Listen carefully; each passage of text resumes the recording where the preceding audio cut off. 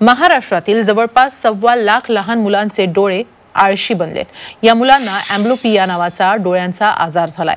Mobile, TV आणि टॅबच्या प्रकाशामुळे लहान मुलांमध्ये हा दृष्टी दोष वाढत असल्याची धक्कादायक माहिती समोर आली आहे। त्याबाबतचाच हा खास रिपोर्ट। तुमची लहान मुलं मोबाईलवर खेळतात? तुमची लहान मुलं जवळून टीव्ही पाहतात? व्हिडिओ गेम्स खेळण्यात ती पारंगत आहेत?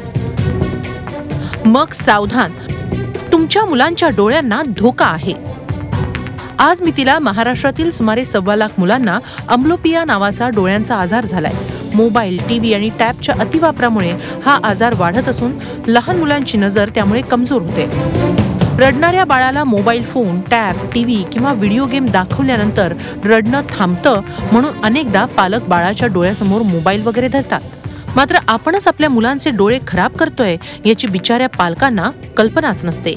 मोबाईल न देणे ही गोष्ट हल्ली तर घडूच शकत नाही, कारण हल्लीच्या 5-6 महिन्याच्या मुलाला सुद्धा मोबाईलमधलं गाणं कळतं असं आहे। त्यामुळे शक्यता फारच कमी आहे। तर प्रयत्न करू, पण त्याचे दुष्परिणाम म्हणतात ना, एखाद्या गोष्टी चांगलं असतं तेवढंच वाईटही असतं।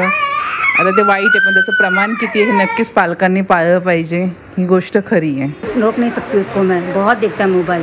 नहीं दूंगी ना मोबाइल तो सब सामान उठा के फेंकेगा, ऐसा करता है वो। बाहर जाता है लेकिन फिर बाहर से आने के बाद फिर उसको मोबाइल चाहिए, घर में ऐसा बैठ नहीं सकता है। हाँ, डॉक्टर तो मना किया मोबाइल से दूर रखो बोले, लेकिन वो सुनता नहीं है। मैं उससे हार गई हूँ। सततच्या मोबाईल, टीव्ही किंवा टॅबच्या वापरानं मुलांच्या डोळ्यावर प्रकाश पडल्यामुळे डोळ्यातील बाहुली लहान होते। डोळ्यांमधून नैसर्गिकपणे येणारं पाणी बंद होऊन कृत्रिमरित्या पाणी येऊ लागतं। डोळ्याच्या कडा लाल होऊन नजर कमी होऊ लागते। परिणामी डोळ्यांचं कायमस्वरूपी नुकसान होतं। त्याला डोळा आळशी बनणं असंही म्हणतात। त्यामुळेच लहान बाळं आणि लहान मुलांना मोबाईल, टीव्ही पासून दूर ठेवा असा सल्ला डोळ्यांचे डॉक्टर देतात।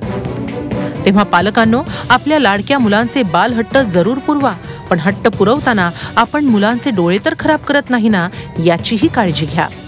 प्रशांत अंकुशराव सह bureau report, Zee Media, Mumbai.